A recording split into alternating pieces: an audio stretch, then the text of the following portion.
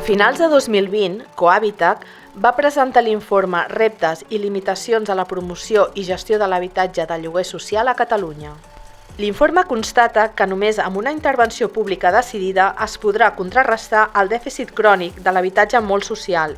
Les fundacions de Cohabitat podríem arribar a construir 1.000 habitatges anualment si hi haguessin les condicions per fer-ho. Veiem-les.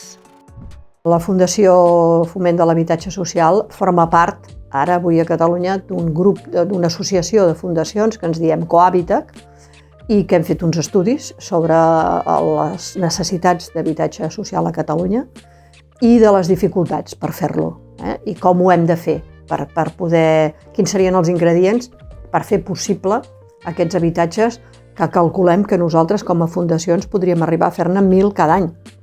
Un element que normalment no es té en compte perquè no es té present la feina que fem les fundacions com la Fundació Foment de l'Habitatge Social de Càritas és que nosaltres fem un acompanyament social de les famílies. No ens limitem a donar les claus d'un pis i deixar que allà les coses flueixin de forma com passen en el mercat privat, normalitzat, diguem-ne, sinó que el tipus de persones que nosaltres atenem necessiten un acompanyament.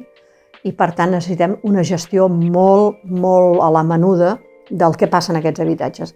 El desenvolupament d'aquestes pròpies famílies, la seva convivència en la comunitat, i tot això té uns costos que, evidentment, amb els lloguers que cobrem no queden cobertes. Aleshores, sí que estem demanant molt a l'administració, en aquest cas de la Generalitat, que entengui que ens ha d'ajudar amb aquest apartat de lo que és la gestió social dels habitatges. I aquest és un tema que encara no està resolt, però que esperem aconseguir-ho, perquè si no, pràcticament és que ens fa inviable el nostre funcionament.